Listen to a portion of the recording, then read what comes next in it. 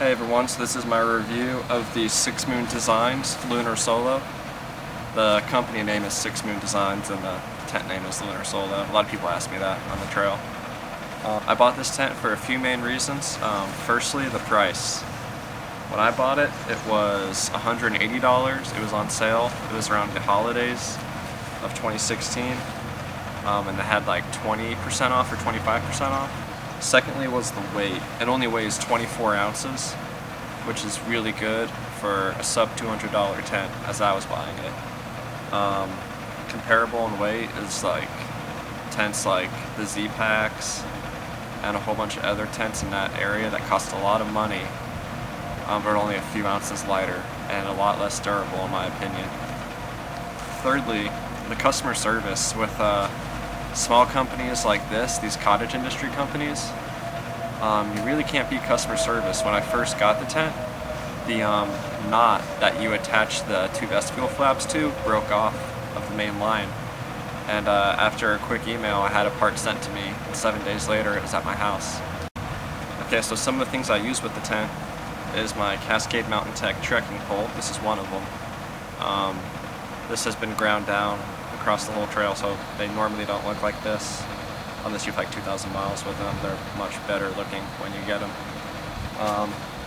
And then I use some just regular, that's the bad one. I use some regular REI stakes that I think came with my Dash too, because the Lunar Solo doesn't come with any stakes. But they held up really well. Just had this one bend, and that was it. So I think Pennsylvania actually did that to me, but that's okay. I pretty much had two extras the whole time, or two ones that I didn't necessarily need. And then lastly, I have a ground cloth made out of Tyvek. There's lighter versions of Tyvek. This is like the heavier duty kind, but this was available to me for free, so I just kind of went with it and didn't have any issues with it. So anyways, now I guess I can show you how easy it is to set up. Alright guys, so I'm going to show you how to set up this here tent, and hopefully it goes smoothly. Hopefully the neighbor's dog doesn't bark anymore, but I don't think that'll happen. So anyways, let's get to it. So I already have my ground sheet laid out, and throw down the old tent there. So the first step that I always did was get my hiking pole, which was already set to 48 inches. And then I put it into the little pocket here. You're going to put your trekking pole in here, like so. This little pocket that forms the top. And then you're going to find the bottom loop. Also make sure that this thing stays on the outside of the trekking pole, doesn't get wound tight around it. You're going to take the back corner, which you can know by making sure the guideline is right to the left of it.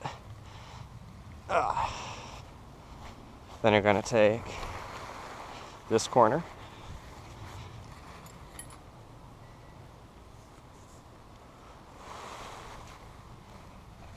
And then your third step is getting this guy line.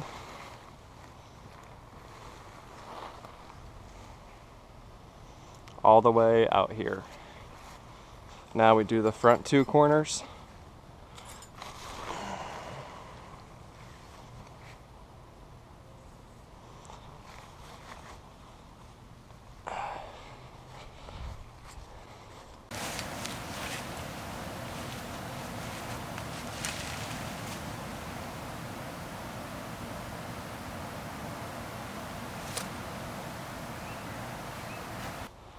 And then just the back corner here. And that's why, if you noticed, the ground cloth is uneven or not symmetrical. So now we just have these two guy lines here, and 6 Moon Designs doesn't actually give you any rope for this part. So I just did what I thought would be, there's the dog, what I thought would be enough. And you definitely want more. This is about 3 feet. I'd recommend at least 5. maybe maybe 6. But it really does make a difference when you're dealing with rain and snow and wind. And so if you have more, I'd actually be able to bring it out kind of like that, to where you'd have more headspace. That just wasn't the case for me with such short lines. But it does still help with the way it shears off wind. So anyways, the tent's pretty much set up at this point. So there's a look inside. Like I said, I haven't really cleaned it out or done this or dealt with it since I got off trail. So I'm going to do the flaps open like this. Very seldomly I would, just between wind or temperature. But towards the end there in Maine, when you got some good views, it was nice to sleep like this. Normally though, I would at least have the left side closed, but usually I'd probably have both sides closed. So anyway, that took less than 5 minutes too. Perfect. Alright guys, so just going around the tent real quick. So this is the knob I was talking about. Just the plastic part came undone from the little rope knot part. No big deal, got a replacement piece set out to me. The dog again. So this is just kind of looking around the tent. This is kind of just a side profile of it. And again, I would always set this backside up to the wind, and it would do just a phenomenal job of getting of taking care of the wind. And even if you can't get it set up right, if the wind's shifting, just get it to this back corner, and then you set up that flap, and you're golden. So yeah, that's just a little 360 view of it. And now looking inside. Alright guys, so inside the tent here, there's a little pocket. I don't know how well that's going to come out. Just a little mesh pocket to keep little things. I never really kept anything in there. But if you need to, it's there. There also is a little lanyard type thing up here. I don't think it's coming out too well, but you could like hang your keys from there or something. Not really sure what it's for. So as far as laying down in it goes, I laid down pretty well. Granted, right now there's not an air mattress in here, which kind of props you up a little bit, but as you can see down from my toes there, plenty of room to over here. There's really a good amount of room. And I would always have my sleeping pad laid down and then just throw everything that I had, except for my pack and my shoes, just off to the side here. And there would always be plenty of room. That's what it looks like when you'll have stuff there. The bathtub floor is about 3 inches, and it does the job quite well. Never had any water really seep into the tent from the ground, and never really had a splashback from the ground bounce into the tent. So yeah, just really good, really solid tent.